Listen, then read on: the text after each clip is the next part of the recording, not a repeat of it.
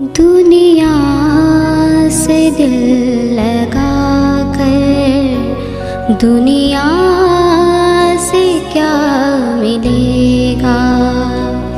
दुनिया से दिल लगा कर दुनिया से क्या मिलेगा। दुनिया से दिल लगा कर दुनिया से क्या मिलेगा।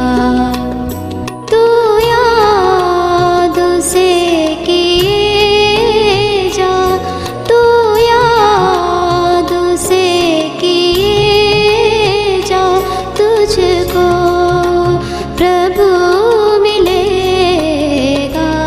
दुनिया से दिल लगा कर दुनिया से क्या मिलेगा। दुनिया से दिल लगा कर दुनिया से क्या मिलेगा। स्वामी रामकृष्ण परमहंस। वे जिस समय सत्संग प्रवचनों को सुनाया करते तो उस समय वे एक बहुत सुंदर कथा कहा करते थे। वे कथा क्या थी?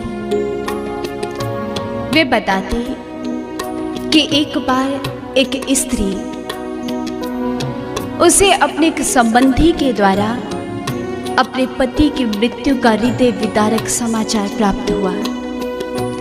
जैसे ही समाचार प्राप्त हुआ तो समाचार प्राप्त होते ही वे रुदन नहीं करने लग गई, अपितु उसने झट से बहुत सावधानी से अपनी नाक से नथ को उतारा और उस नथ को उतार कर वे अपने साड़ी के पल्लू में बांध लेती है। जैसे ही साड़ी के पल्लू में बांधा तो अब उसे सहीज कर रख लिया और तद उपरांत अब वे जोर जोर से रुदन करने लगी, बहुत प्रकार का विलाप करने लगी कि हाय मेरी मैया, मेरे प्राणेश्वर, मेरे प्राणा आधार, मेरे जीवन आधार चले गए।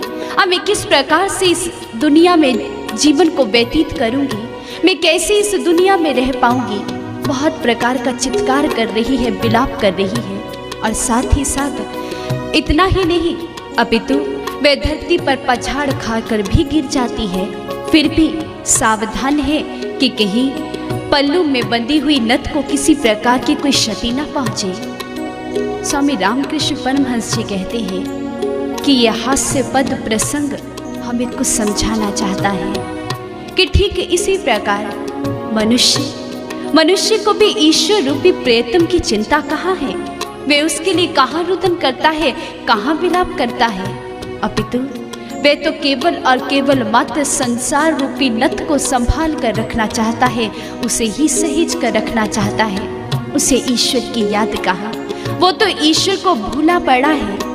महापुरुष कहते हैं, नहीं कहता कि दुनिया से जुदा हो, नहीं कहता कि दुनिया से जुदा हो, पर तेरी हर श्वास में यादें खुदा हो। पर याद किसे है आज ईश्वर की? मनुष्य अपने अंश उस ईश्वर को भूल चुका है और मानो ये अपने साथ एक रोग को लेकर आया। 84 लाख योनियों से भटकता हुआ जीव अपने साथ इस तन के भीतर भी एक रोग को लेकर चला आया। अब वो रोग था विस्मरण का रोग, भूल जाने का रोग। मनुष्य भूल बैठा है, भूला ही तो हुआ है। हम देखें तो जीवन के आरंभ होने से और जीवन के खत्म होने तक मनुष्य को याद कहाँ आती है? वो भूला भटका ही तो इस संसार के भीतर फिरता है। विचार करें, जिस समय एक नन्हे से शिशु का जन्म इस धरा पर होता है, अपनी नन्ही नन्ही आंखों को खोला, सामने एक नवीन संसार को देखता है। माता पिता को देखा, बताया गया कि ये तेरे रिश्ते नाते हैं। मनुष्य उन्हीं को अपना सगा संबंधी समझ लेता है, उनसे रिश्तों की डोर को बांध लिया, भूल गया। भूल जाने की आदत कि मैं तो अभी उससे रिश्ते को स्थापित कर आया था, मैं यहाँ रिश्ता कैसे जोड़ सकता हूँ। तदुपरांत वह बालक बाल्य अवस्था को प्राप्त करता है। वे शिशु बाल्य अवस्था को प्राप्त करता है और जैसे ही बाल्य अवस्था को प्राप्त किया, खेल खिलौनों में रम जाता है। भूल बैठा कि जीवन तो स्वयं खेलने के लिए मिला था।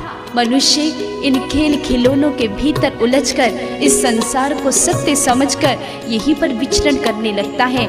नित्य नए खेल खेलता है, लेकिन भूल जाता है कि ये संसार स्वयं एक खेल है, मिथ्या है, माया है। तदुपरांत मनुष्य यौवनावस्था को प्राप्त हुआ। युवावस्था को प्राप्त हुआ तो उस समय भी अपने ही यौवनावस्था के मद के भीतर इतना चूर हो जाता है, मदहोश हो जाता है और भूल जाता है कि एक दिन ये यौवनावस्था भी छीन ली जाएगी। ये गरुड़ सदा नहीं बना रहने वाला। वृद्धा अवस्था आई और वृद्धा अवस्था भी आकर कुछ याद कराना चाहती है, लेकिन मनुष्य याद नहीं करना चाहता। वे भूलना चाहता है एक ही बात कि अब इस संसार से कूच भी करना है। मनुष्य इस बात को भी याद नहीं करना चाहता और इस प्रकार भूलने के कारण से मनुष्य को परमात्मा बहुत प्रकार का दंड देता है। और सबसे भयंकर दंड जो ईश्वर को भूलने के लिए देगा, वो दंड क्या है? 84 लाख योनियों की असहाय और कष्टप्रद यात्रा, जिसे स्पष्ट करते हैं विवेक चूड़ामणि के भीतर भी कहा गया, लक्ष्य च्युतम चेदिति चित्त मीशद बहिर्मुखम सन्निपते ततत्सह प्रमादतः परचित्त केली कंदुकाः सोपान पड़क तो पति तो यथा तथा। अर्थात जिस प्रकार से असावधानी पूर्वक एक गेंद जिस समय सीढ़ियों पर गिर जाया करती है, तो वे निरंतर एक सोपान से दूसरे सोपान अर्थात एक सीढ़ी से दूसरी सीढ़ी और दूसरी सीढ़ी से तीसरी सीढ़ी पर निरंतर गिरती ही चली जाती है, कभी ऊंची नहीं उठ पाती। ठीक इसी प्रकार मनुष्य भी जिस समय अपने लक्ष्य ब्रह्म से बहिर्मुख हो जाता है, उससे च्युत हो जाता है, अपने चित्त को संसार के भीतर लगा दिया करता है, तो उस क्षण वह भी निरंतर निम्न योनियों को ही प्राप्त करता है। इसलिए मनुष्य को जागना होगा, उसे ईश्वर को याद करना होगा, क्योंकि यदि जीवन में ईश्वर नहीं, वह ब्रह्म नहीं, वह परमात्मा नहीं, तो फिर वह केवल और केवल मात्र संसार में दुखों को ही प्राप्त करेगा। क्योंकि ये संसार क्या है? ये संसार केवल और केवल मात्र आसक्ति का एक जाल है, जिससे कि मनुष्य अपनी ही मूर्खता के कारण कभी तोड़ नहीं पाता। इसके भीतर वो एक मकड़ी की भांति जो कि स्वयं ही जाल को बुनती है और स्वयं फिर उसी के भीतर उलझकर अपने प्राणों का त्याग कर देती है। मनुष्य भी इसके भीतर जाल को बुन लेता है और तदुपरांत उस जाल से निकलना इस मनुष्य को भी नहीं आता। ये संसार किस चीज का जाल है? जिसके विषय में बताया गया, संसार स्वप्न तुल्यो राग द्वेषादि संकुलः। This world is full of attachments and aversions, is like a dream। अर्थात ये संसार तो केवल और केवल मात्र एक स्वप्न है। आंख खुलते ही ये स्वप्न खत्म हो जाएगा, फना हो जाएगा, समाप्त हो जाएगा। इसलिए मनुष्य को इस संसार रूपी स्वप्न से प्रीत नहीं लगानी, अपितु उसे तो चेत कर उस ईश्वर से प्रीत लगानी होगी। लेकिन मनुष्य के भाग्य की विडंबना स्वामी रामकृष्ण परमहंस जी बताते हैं कि घर में पुत्र नहीं, घर में दौलत नहीं, घर बार नहीं, इस प्रकार का रोना तो बहुत से लोग रोते हैं, लेकिन जीवन में ईश्वर नहीं, जीवन में भक्ति नहीं, जीवन में वैराग्य नहीं, जीवन में साधना नहीं, इस प्रकार का रोना इस संसार के भीतर कोई जीव नहीं रोता। इस कारण से ही उसे संसार के भीतर रोना पड़ता है। इसलिए मनुष्य जाग और अपने उस ईश्वर को याद कर, क्योंकि ना दौलत से, ना दुनिया से, ना घर को आबाद करने से तसल्ली दिल को मिलती है, खुदा को याद करने से, खुदा को याद करने से। दौलत हो या हुकूमत, ताकत हो या जवानी, दौलत हो या हुकूमत,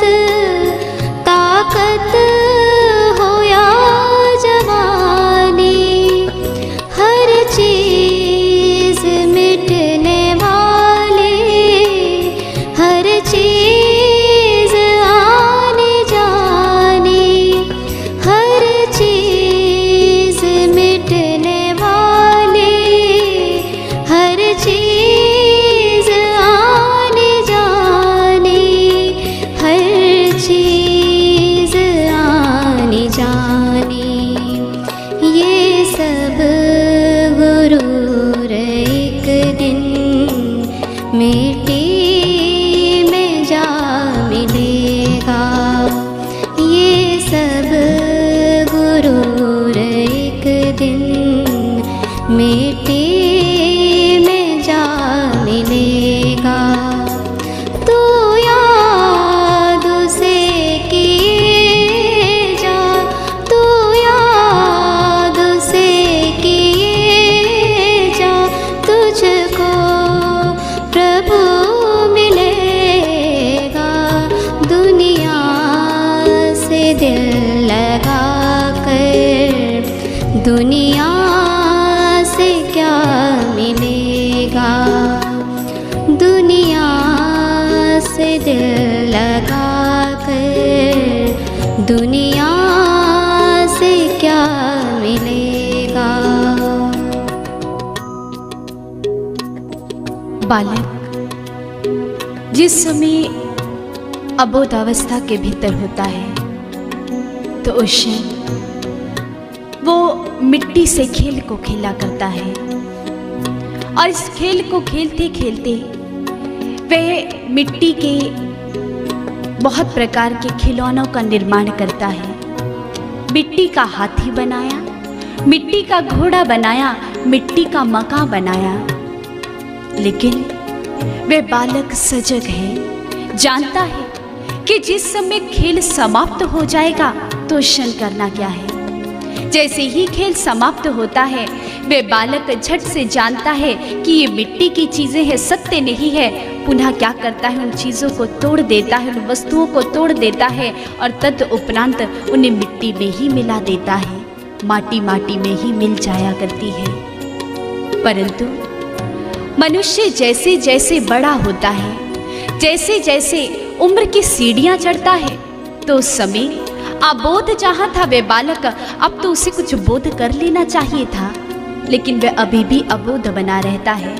आज भी मानव कितना भी बड़ा क्यों ना हो जाए, वे कितनी भी उम्र को क्यों ना प्राप्त कर ले, लेकिन आज भी ये माटी का खेल तो चल ही रहा है। कैसा खेल? नश्वर संसार में जन्म लेने वाला ये नश्वर जीव संसार में आकर नश्वर चीजों का ही तो एकत्रीकरण कर रहा है। उसने माटी से माटी को ही एकत्र कर डाला। माटी का खेल ताउम्र खेलता रहा, लेकिन क्यों भूल गया कि माटी तो माटी में ही मिल जाएगी। माटी कभी भी उसे किसी प्रकार भी सुख प्रदान नहीं कर सकती, वे किसी प्रकार से भी उसके साथ जाने वाली नहीं। माटी कभी सत्य हो ही नहीं सकती, एक स्वप्न सत्य हो ही नहीं सकता। और यही मनुष्य के भाग्य का ये सबसे बड़ा हम कहें कि उसे एक दुर्भाग्य की प्राप्ति हो गई। ये उसके भाग्य की विडंबना है, सबसे बड़ी विडंबना, कि मनुष्य नित्य प्रति किसी न किसी जीव को काल का ग्रास बनते हुए देखता है। वह देखता है कि मनुष्य इस संसार से जिस समय कूच करता है तो उस क्षण व्यक्ति अपने साथ कोई ऊंचे से ऊंचा महल लेकर नहीं जाता। एक व्यक्ति चाहे कि वह अपने साथ छोटी सी सुई को लेकर चला जाए तो ये भी संभव नहीं। मनुष्य इस संसार से किसी प्रकार से भी कुछ नहीं ले जा सकता। यहाँ तक कि महापुरुष कहते हैं कि ये तन जो मनुष्य अपने साथ लेकर आया, ये तन भी यही छूट जाता है, तो क्या जाएगा मनुष्य के साथ। लेकिन मनुष्य फिर भी भूला भटका बैठा है, फिर भी उसे याद नहीं आती कि मुझे क्या समेटना था, मुझे क्या सहेज कर रखना था, मुझे किस चीज को एकत्र कर कर रखना था। हाँ, मनुष्य के भीतर बहुत लालच है, बहुत लोभ है, बहुत कुछ एकत्र कर लेने की उसके भीतर भावना है, बहुत कुछ समेट लेने की उसके भीतर भावना है। परंतु क्या समेटा इस संसार के भीतर? केवल और केवल मात्र संसार को। लेकिन वही यदि हम महापुरुषों के जीवन की दृष्टिपात करें तो महापुरुषों का जीवन कैसा है? एक कथा कहते हैं कि एक बार एक संत जो कि एक कुटिया के भीतर निवास किया करते थे, उनके साथ उनका एक शिष्य भी हुआ करता था। वे शिष्य गुरुदेव के चरणों के सानिध्य में वहीं पर रहता, उनके साथ ही जीवन यापन किया करता। और संत जो कि नित्य प्रति सत्संग विचारों को प्रदान किया करते, तो वहीं वहां पर आने वाले श्रद्धालुगण महात्मा जी के लिए भेंट स्वरूप कुछ दान दक्षिणा भी चढ़ा जाया करते। जैसे ही धन संपदा के अंबार लग जाते तो श्रद्धालु गणों के जाने के पश्चात महात्मा गण उस धन राशि को उठाते और उसे उठाकर गरीबों के भीतर दान कर दिया करते। शिष्य कुछ दिन तो ये सब कुछ देखता रहा, लेकिन एक दिन उसके मन के भीतर भविष्य का ख्याल उठाया। भयभीत हो गया अपने भविष्य को लेकर। आज भविष्य अंधकार में नजर आने लगा। मन ही मन विचार करने लगा कि यदि इसी प्रकार से चलता रहा तो फिर भविष्य तो अंधकार में नजर आ रहा है। जीवन को जीने के लिए धन की अत्यंत आवश्यकता है, इस प्रकार से कैसे चलेगा। परंतु विचार करने लगा कि मैं किस प्रकार से संत जी को कह पाऊं, क्योंकि संत को कुछ भी कह देना उनका निरादर होगा।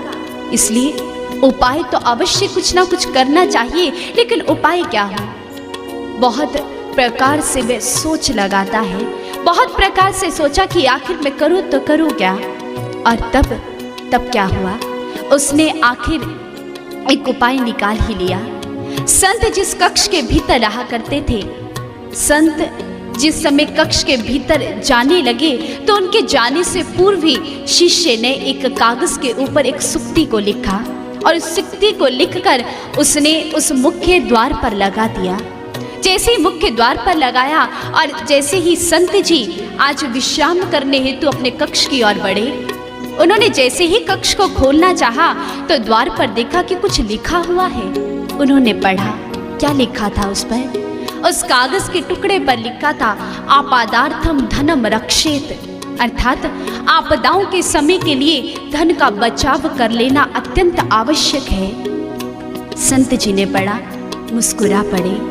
वह जानते थे कि शिष्य का ही कार्य है और शिष्य को समझाने के लिए उन्होंने क्या किया, उन्होंने एक अन्य पृष्ठ को उठाया और उस पर लिखकर एक सुक्ति पुनः उस दरवाजे पर लगा दी। शिष्य ने सुबह सवेरे पढ़ा तो सुक्ति पर लिखा था, महताम आपदाह कुतः, अर्थात महान पुरुषों पर आपदाएं आखिर किस प्रकार से आ सकती हैं। शिष्य ने पढ़ा, फिर पुनः एक नया प्रयास किया। अब शिष्य ने एक और सुक्ति लिखकर लगा दी और वो सुक्ति क्या थी? शिष्य ने उस पृष्ठ के ऊपर पुनः लिखा कि कदाचित कुपितो देवः, अर्थात कभी भाग्य भी तो खराब हो सकता है, इसलिए धन को बचा कर रख लेना चाहिए। संत जी ने पुनः पढ़ा और उसे समझाने के लिए अंत में एक सुक्ति, बहुत सुंदर सुक्ति लिख दी, जिसके भीतर उन्होंने जीवन के रहस्य को समझा दिया। संत जी ने लिखा, सचितम च अपि नश्यति, अर्थात यदि आपदाएं आएंगी ही, यदि भाग्य खराब होगा ही, तो संचित किया हुआ धन भी नष्ट हो जाएगा, इसलिए इसे सहेज कर समेट कर रखने का क्या लाभ। समझाना चाहा। महापुरुषों की सोच कितनी विराट थी कि उन्होंने केवल और केवल मात्र अपनी आवश्यकताओं की पूर्ति हेतु ही परमात्मा के आगे मांग की। बहुत कम मांगा उन्होंने कि साईं इतना दीजिए जामे कुटुंब समाए, मैं भी भूखा ना रहूं और साथ भी भूखा ना जाए। अर्थात केवल और केवल मात्र उदर पूर्ति और जीवन के कुछ आवश्यकताओं को पूर्ण करने के लिए उन्होंने परमात्मा के आगे याचना की। लेकिन वही जीव को देखी तो मनुष्य, यदि मनुष्य से कहा जाए कुछ मांगने के लिए, तो जानते हैं मनुष्य की मानसिकता और मनुष्य का लोभ कितना बढ़ चुका है। मनुष्य यदि परमात्मा के आगे मांगेगा तो वह क्या मांगेगा? साईं इतना दीजिए जामे दुनिया समाए, मैं ही केवल नोट गिनूं और घर भरता ही जाए। ये मनुष्य की सोच है। अधिक से अधिक कमा लेना चाहता है, लेकिन हम देखें इसे कमा लेने से मनुष्य को मिलेगा क्या? इतना अधिक यदि उसे संचय कर भी लिया तो इस संचय का लाभ क्या? यदि किसी के पास ये धन नहीं तो उसके जीवन में कौन सा अभाव है? हमारा इतिहास गवाही देता है, हमारे संतों महापुरुषों की। हम देखें, हमारे आगे उदाहरण आता है महात्मा बुद्ध जी का।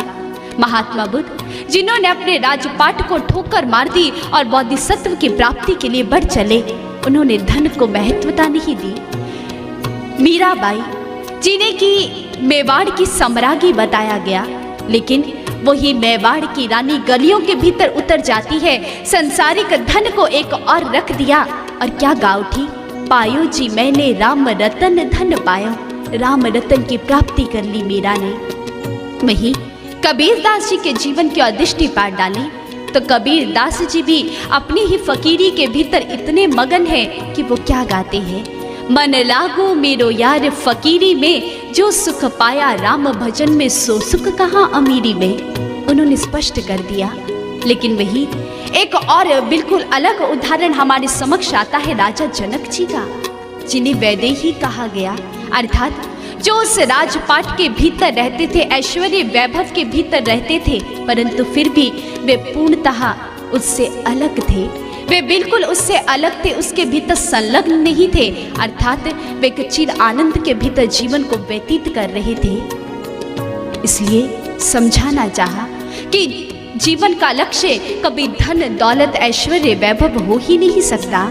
लेकिन मनुष्य की सोच कितनी संकुचित है।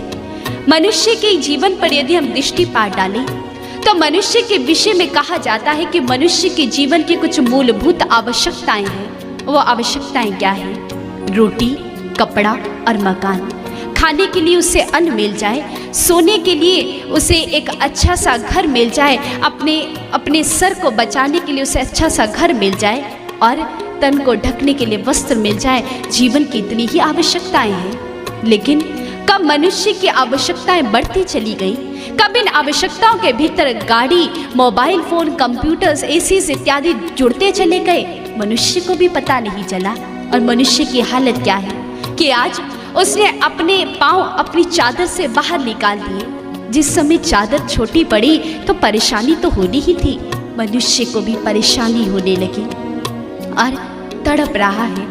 और इस तड़प को समाप्त करने के लिए उसने उपाय क्या खोजा कि और अधिक अंबार लगाए जाएं, और अधिक कमाया जाए, शायद उसको प्राप्त करने के पश्चात शांति मिल जाए। मनुष्य सिक्कों की चमक को प्राप्त कर लेना चाहता है, लेकिन भूल बैठा कि इन्हीं सिक्कों की चमक ने रावण और सिकंदर जैसों को भी अंधा कर डाला। क्या मिला उन्हें? लंका गढ़ सोने का भया, मूर्ख रावण क्या ले गया? याद रख, सिकंदर के हौसले तो आली थे, जब गया था दुनिया से तो दोनों हाथ खाली थे। क्या ले गया सिकंदर? आज मनुष्य अपने रुतबे को बनाकर रखना चाहता है, वह हुकूमत को बनाकर रखना चाहता है। लेकिन इसी हुकूमत को जब दुर्योधन ने प्राप्त करना चाहा तो महाभारत का विध्वंसकारी युद्ध हमारे समक्ष आया। केवल और केवल मात्र रक्तपात हरा नजर आया। क्या मिला इसे एकत्र कर लेने से? राजा अशोक इसी को प्राप्त करने निकला तो चंड अशोक हो गया। लेकिन मनुष्य सुनकर भी नासमझी कर बैठता है। वे संसार को अधिक से अधिक सहेज कर समेट कर रखना चाहता है, लेकिन उसका ये अंबार लगाना किस प्रकार से है? कहते ठीक इसी प्रकार जिस प्रकार से मधुमक्खियां बहुत दूर दूर जाकर बहुत परिश्रम कर कर फूल पर बैठकर वे बहुत प्रकार के मधु को एकत्र करती हैं। और जिस समय मधु को एकत्र किया और अपने छत्ते के भीतर बहुत सारे शहद को एकत्र कर लिया, लेकिन उसी क्षण जैसे ही शिकारी को भनक पड़ी, शिकारी आया, उसने आग लगाई छत्ते के ठीक नीचे और उस क्षण क्या हुआ? मक्खियाँ उड़ जाती है और शिकारी उस छत्ते से शहद को निकाल कर ले आता है। क्या प्राप्त हुआ? फूल कितने अथक प्रयास से खिलता है, लेकिन जिस समय माली आता है तोड़ कर ले जाता है, क्या मिला? कहते हैं ठीक इसी प्रकार जिस समय काल रूपी माली आएगा, काल रूपी शिकारी आएगा, वो भी हमसे ये सब कुछ छीन कर ले जाएगा, कुछ भी हमारे पास रहने वाला नहीं। इसलिए मनुष्य को कुछ सोच करनी होगी, कुछ समझना होगा। और वो समझना क्या है कि संसार की दौलत को उसे नहीं एकत्र करना, क्योंकि संसार की दौलत इस संसार में ही रह जाएगी। जैसे कि संसार का नियम है कि एक व्यक्ति यदि अपने देश से किसी दूसरे देश में जाता है तो उस क्षण वे उस देश में यदि कुछ आदान प्रदान करना चाहता है तो उस क्षण उसे वहाँ की मुद्रा चाहिए। उसे वहाँ जाकर अपने देश की मुद्रा को उस देश की मुद्रा में परिवर्तित करवाना पड़ता है, तभी वहाँ जाकर वे आदान प्रदान कर सकता है, कुछ व्यापार कर सकता है। ठीक इसी प्रकार जिस प्रकार से इस देश की मुद्रा दूसरे देश में नहीं चल सकती, तो इस संसार की दौलत उस संसार में कैसे चल सकती है? मनुष्य को सोचना होगा, उसे उस दौलत को सहेज कर रखना होगा जो दौलत उसे परमात्मा ने दी। कौन सी दौलत? हम विचार करें तो परमात्मा ने भी उसे दौलत दी थी, श्वासरूपी दौलत। उसे उसका व्यापार करना था, लेकिन मनुष्य क्या करता है? इस तन को प्राप्त करके, इस हीरे को प्राप्त करके मनुष्य भूल बैठता है, भूल जाता है। क्या भूल गया? कि ये तन भी एक दिन समाप्त हो जाएगा। कहा इस तन के विषय में, What is your life? It's just like a vapor that appears for some time and then vanishes away. Any time, कभी भी समाप्त हो जाने वाला है। इसलिए मनुष्य को जागना होगा। उसे 206 हड्डियों की इस इमारत, 72 करोड़ और 72 लाख नारियों की इस तंत्र से इसे कुछ प्राप्ति करनी होगी। और वो प्राप्ति क्या है? उसे ईश्वर को याद करना होगा। और यदि उसने ईश्वर को याद नहीं किया तो फिर हश्र क्या होगा, परिणाम क्या होगा? पलटू दास जी बताते हैं, पानी बीच बतासा बंदे तन का यही तमाशा है।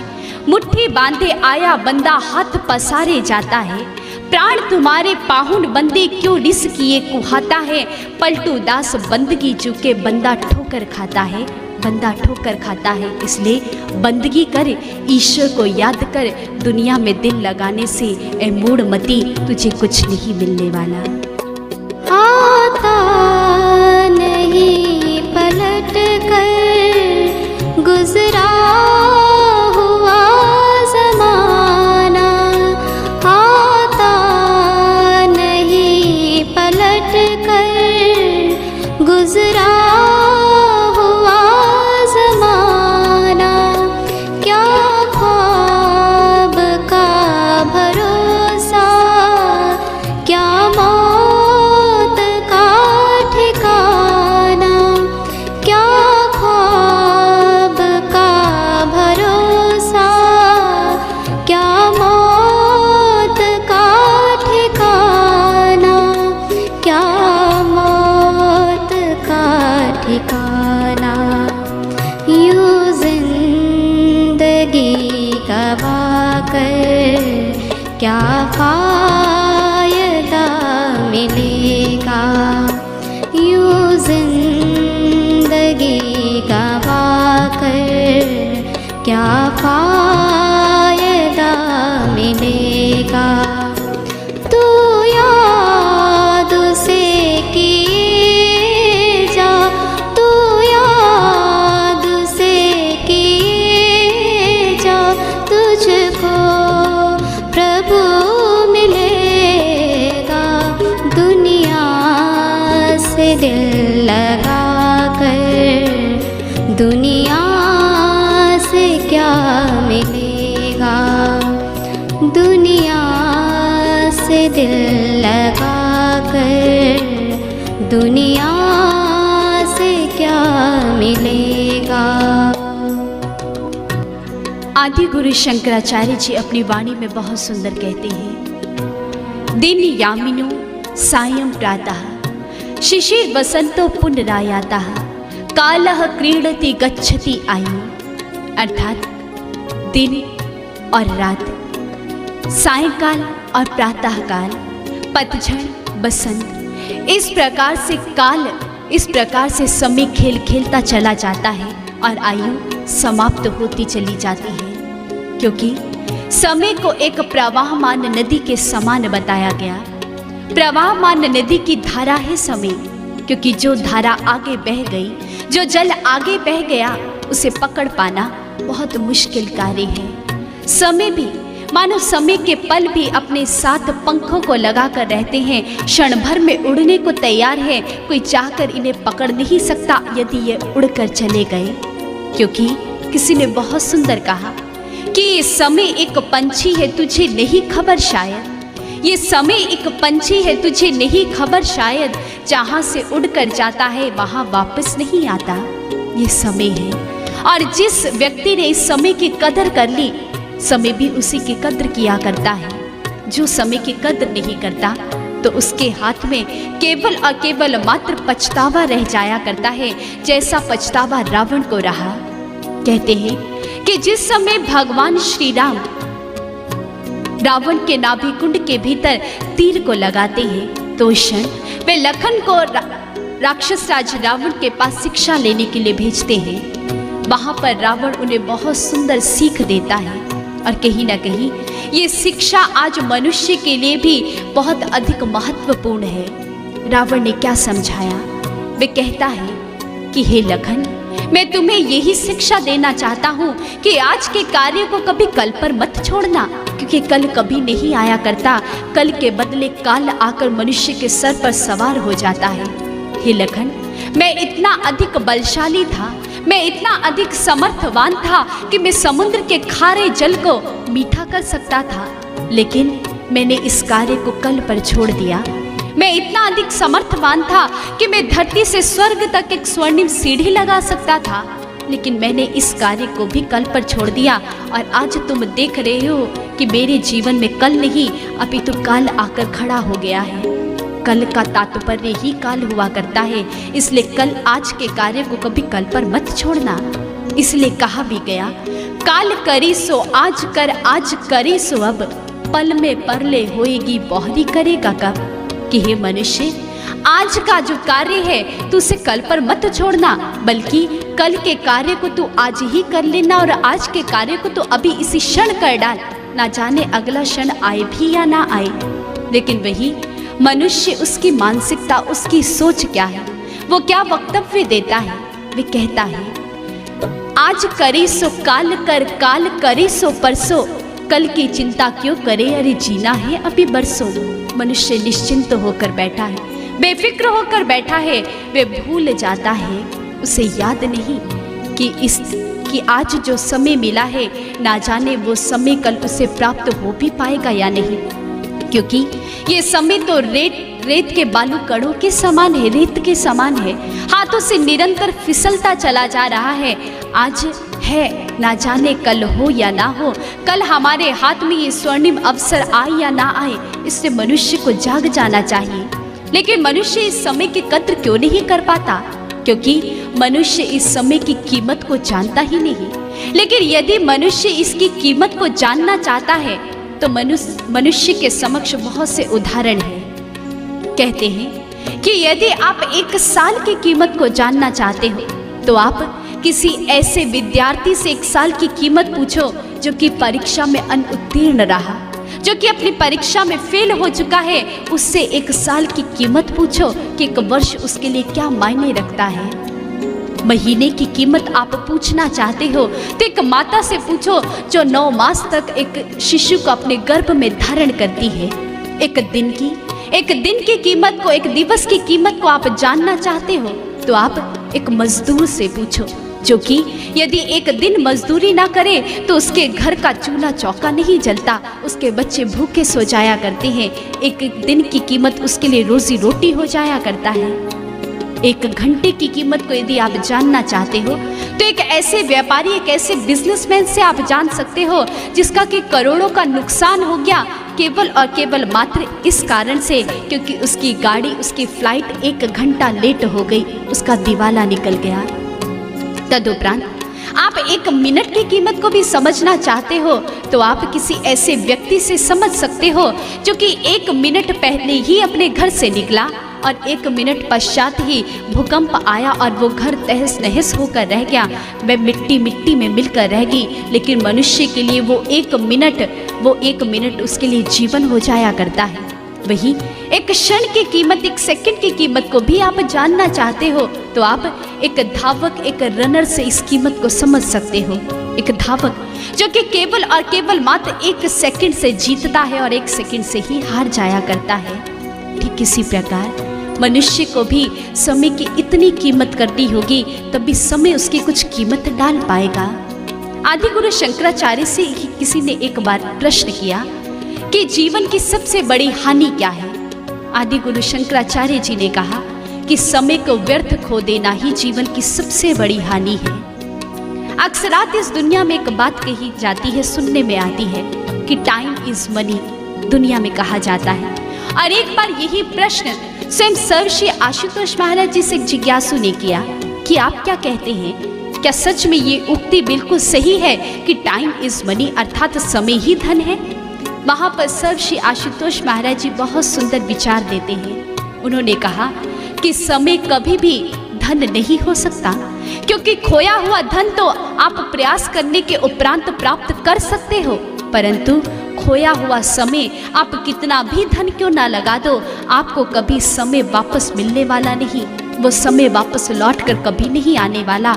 इसलिए समय की कीमत को जानो, इसलिए समय की कद्र करना सीखो, का मूल्य डालना सीखो। और इसी संदर्भ में एक बहुत सुंदर पौराणिक कथा आती है। कहते हैं कि जिस समय महाराज युधिष्ठिर राज सिंहासन पर बैठे तो एक दिवस की बात कि एक याचक उनके द्वार पर आता है और वहां आकर उसने याचना की, कुछ भिक्षा मांगी। महाराज युधिष्ठिर जो कि अपने राज्य कार्य में संलग्न थे, वहां वे बहुत व्यस्त थे और व्यस्तता के कारण से उन्होंने उस याचक को कल आने का समय दिया। जैसे ही कल की बात कही, इतना सुनना था कि याचक मुंह लटकाए वापस लौटने लगा, लेकिन वही भीम दौड़े चले गए और जाकर उन्होंने बड़े बड़े नगाड़ों को बजाना आरंभ कर दिया। जैसे ही नगाड़े बजने लगे, इतना अधिक शोर होने लगा, स्वयं महाराज युधिष्ठिर बाहर निकल कर आए और भीम से कहने लगे, अरे भ्राता ये क्या कर रहे हो, क्यों इतने बड़े बड़े ढोल नगाड़ों को पीट रहे हो, किस बात की खुशी मना रहे हो। वहां पर भीम कहते हैं कि हे महाराज युधिष्ठिर, हे भ्राता, मैं आपकी जीत की खुशी मना रहा हूँ, मैं आपको बधाई देना चाहता हूँ। किस बात की बधाई? मैं आपको बधाई देना चाहता हूँ कि आपने स्वयं काल को भी जीत लिया, जिस काल को कोई नहीं जीत पाया।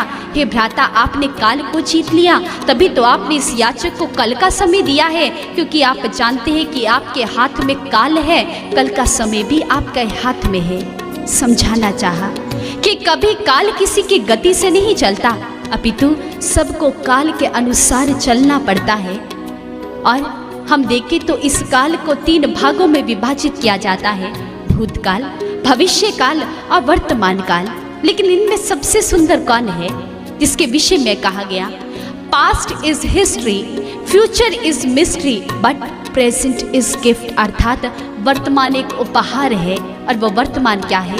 स्वयं मनुष्य को मिला ये जीवन, ये समय जो परमात्मा ने उसे जन्म से लेकर मृत्यु तक के बीच का जो समय, जो अवसर दिया, ये सबसे बहुमूल्य है। मनुष्य को इसकी संभाल करनी चाहिए, मनुष्य को इसके भीतर कुछ ऐसे सुंदर क्षण जोड़ देने चाहिए जो क्षण हो भक्ति के क्षण, जिस समय वो अपने ईश्वर, अपने खुदा को याद करे, जिस समय वो प्रभु को याद करे। और जब वो ईश्वर से अपने नेह को, अपनी लौ को लगाएगा, तो उस क्षण उसके जीवन में हर प्रकार का क्षण सुंदर हो जाएगा, हर पल सुंदर हो जाएगा।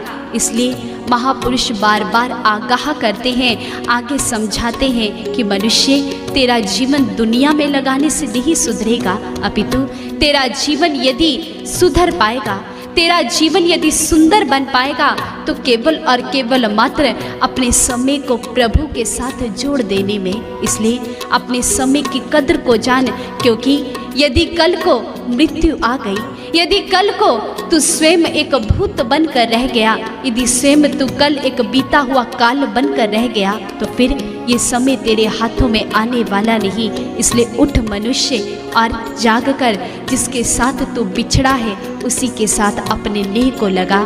जाग कबीरा जाग, जाहे के संग बिछड़ा, ताही के संग लाग। उठ मनुष्य, दुनिया से दिल को हटा और प्रभु के चरणों में अपने चित्त को जोड़ दे। गुरु ज्ञान के सहारे भक्ति का राज पाले, गुरु ज्ञान के सहारे भक्ति का राज पाले, सतगुरु शरण में आकर जीवन सफल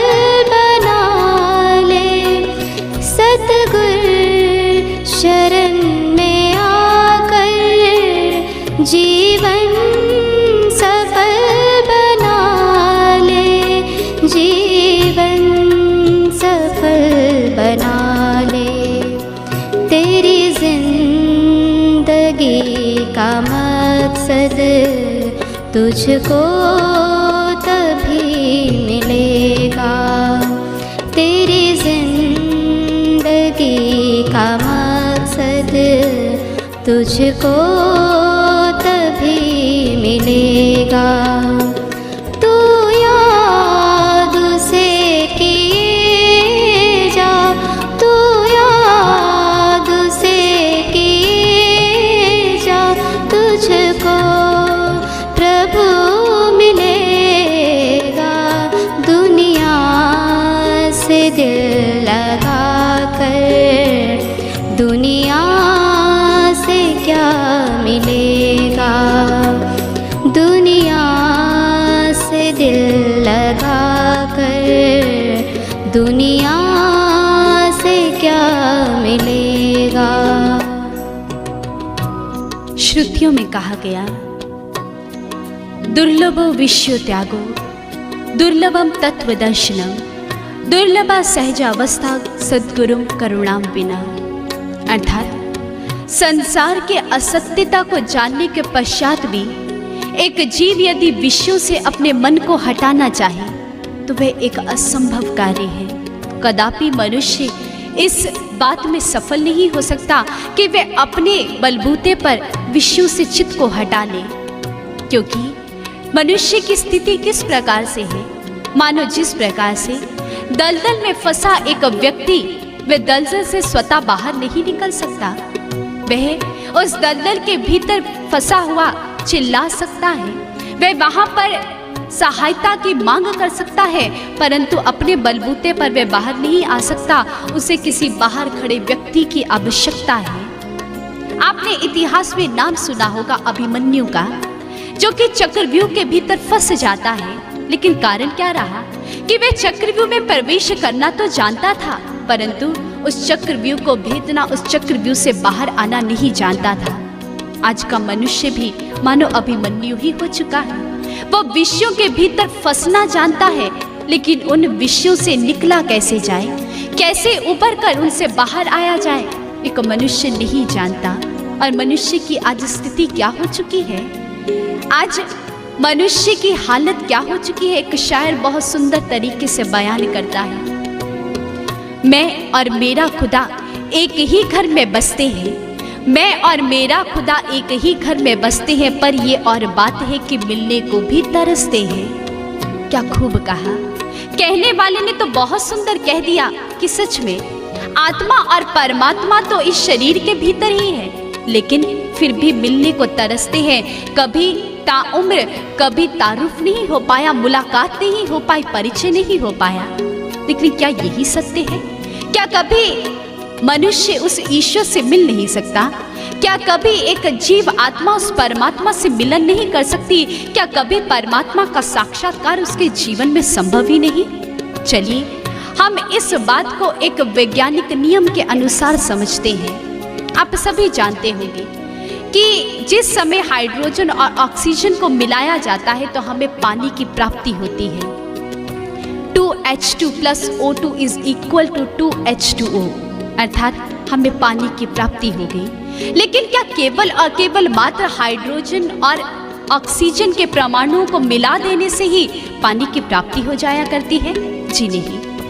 जिस समय हाइड्रोजन और ऑक्सीजन को मिलाया जाता है तो उन दोनों के बीच में से विद्युत को गुजारा जाता है, इलेक्ट्रिसिटी को पास किया जाता है, उस क्षण पानी बन पाता है। ठीक इसी प्रकार जिस प्रकार से विद्युत रूपी ऊर्जा चाहिए हाइड्रोजन और ऑक्सीजन के परमाणुओं को मिलाने के लिए, ठीक इसी प्रकार गुरु रूपी शक्ति चाहिए आत्मा और परमात्मा का मिलन करवाने के लिए। जीवन में गुरु की अत्यंत आवश्यकता है। आप गुरु की आवश्यकता को ठुकरा नहीं सकते। आप चाहे कि आपका दिल दुनिया से हट जाए, नहीं संभव है। जब तक हमारे पास उस चक्रव्यूह को भेदने की युक्ति नहीं होगी, आप कैसे चक्रव्यूह से बाहर आ पाएंगे? आवश्यकता है कोई ऐसा संत, कोई ऐसा महापुरुष हमारे जीवन में आए जो हमें उस लक्ष्य को भेदने की युक्ति बताए। और गुरु की इसी नितांत आवश्यकता को देखते हुए कबीरदास जी ने बहुत सुंदर कहा, गुरु बिन ज्ञान न उपजे, गुरु बिन मिले न मोक्ष, गुरु बिन लखे ना सत्य को, गुरु बिन मिटे ना दोष।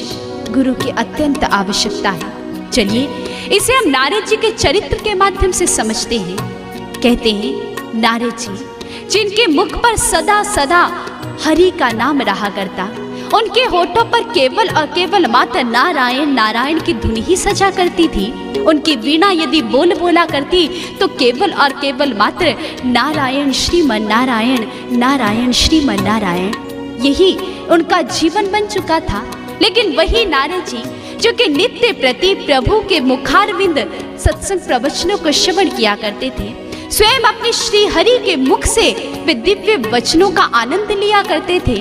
लेकिन एक दिवस की बात, नारद जी जिस क्षण बैकुंठ धाम से प्रभु के मुखारविंद ही वचनों को श्रवण कर वापस लौट रहे थे, तो उसी क्षण नारद जी जैसे ही उस बैकुंठ से बाहर आए तो नारद जी ने क्या देखा कि प्रभु शीघ्र अतिशीघ्र आते हैं और उन्होंने सेवकों को आज्ञा दी कि शीघ्र अतिशीघ्र इस मिट्टी को यहाँ से उखाड़ कर फेंक दिया जाए, झट से स्थान को लिपवा दिया जाए। और जैसे ही आज्ञा मिली तो वहां पर सेवक प्रभु की इस आज्ञा की पालना करने लगे।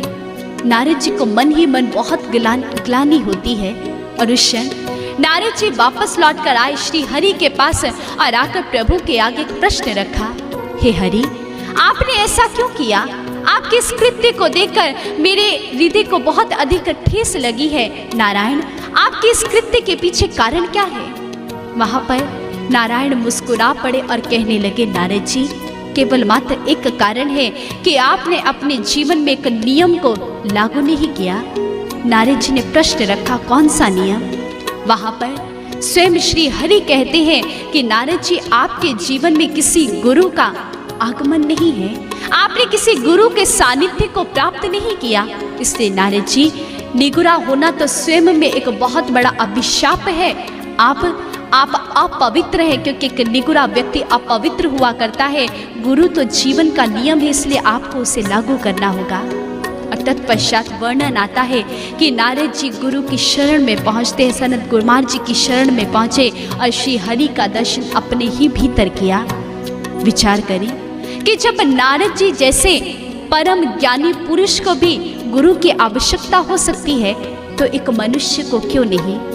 हम देखें, विचार करें, जिस समय एक मनुष्य संसार की विद्या को प्राप्त करने जाता है तो वह भी अपने जीवन में एक गुरु को धारण करता है, एक टीचर को साथ लेता है।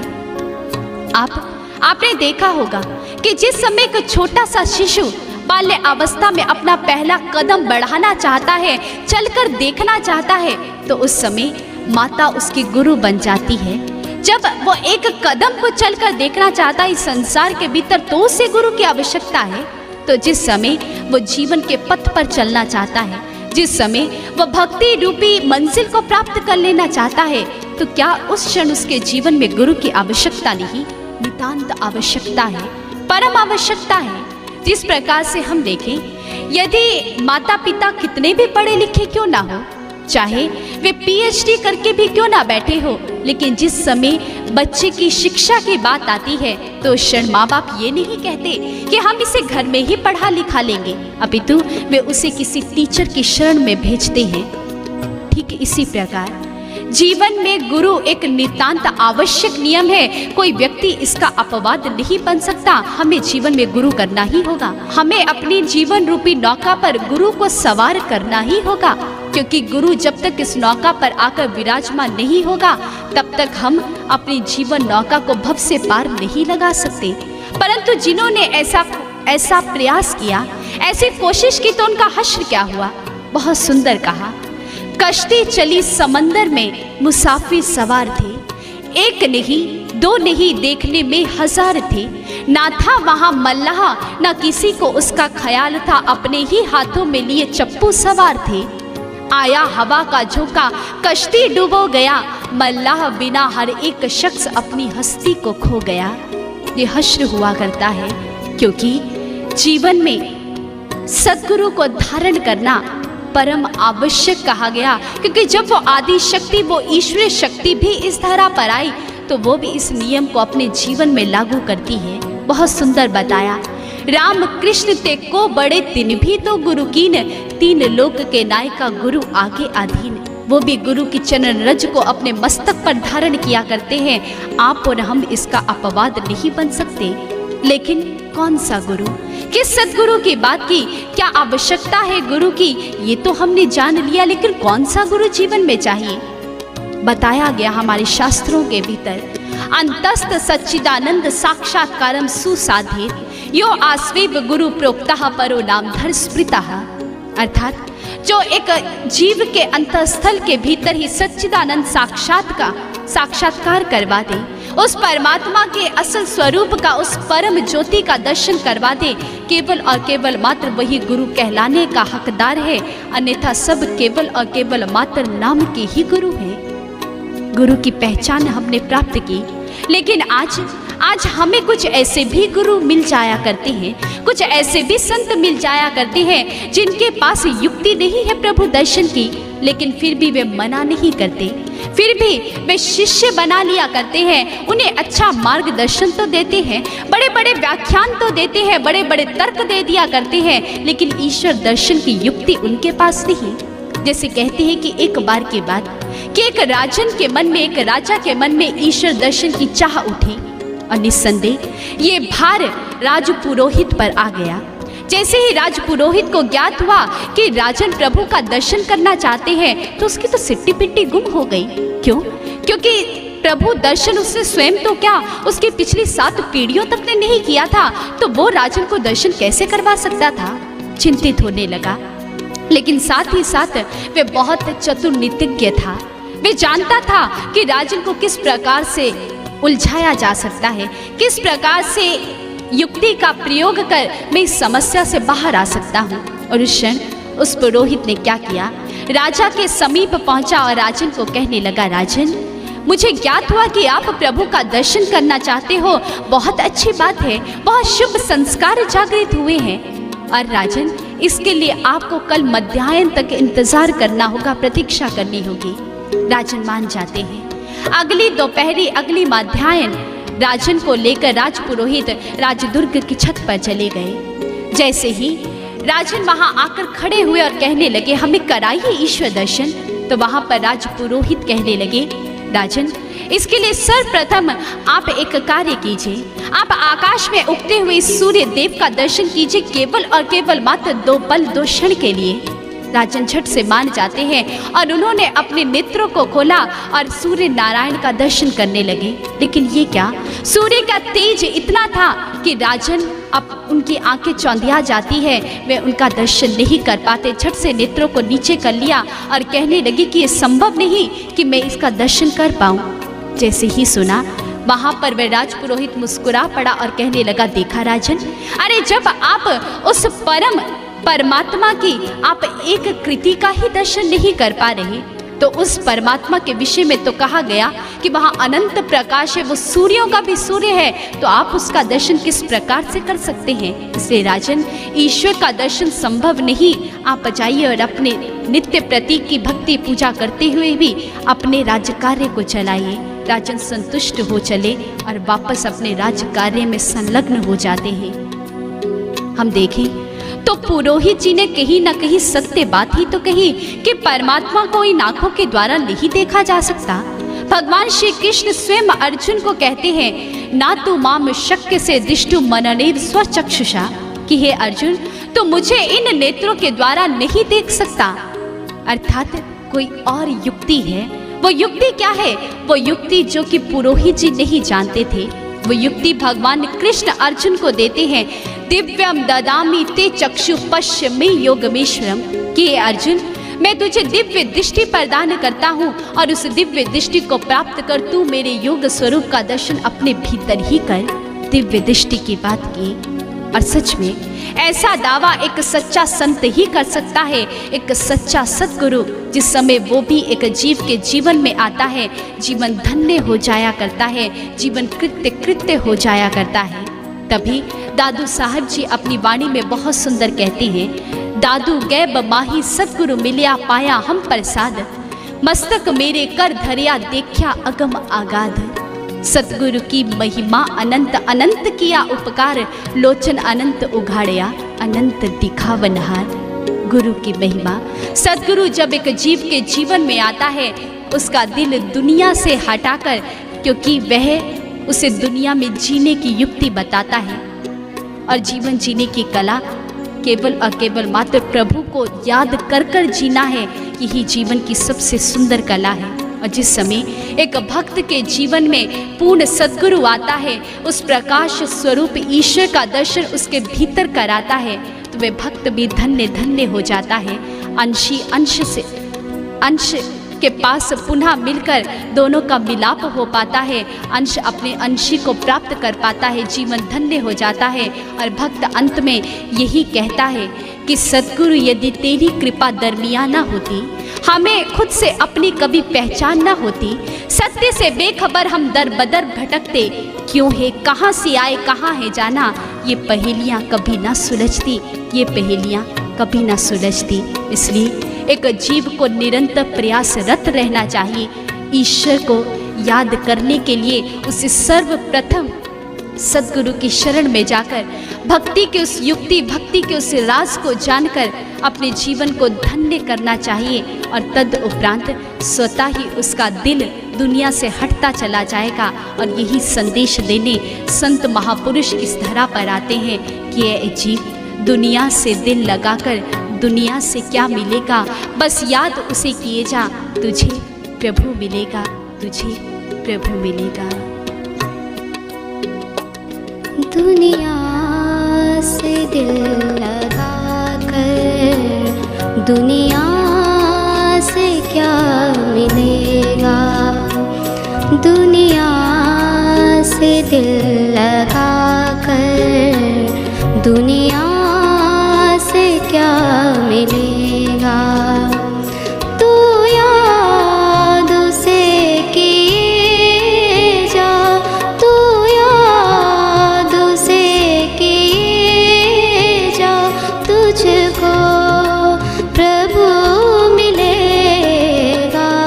दुनिया से दिल लगाकर दुनिया से क्या मिलेगा, दुनिया से दिल लगाकर दुनिया से क्या मिलेगा, दुनिया से क्या मिलेगा, दुनिया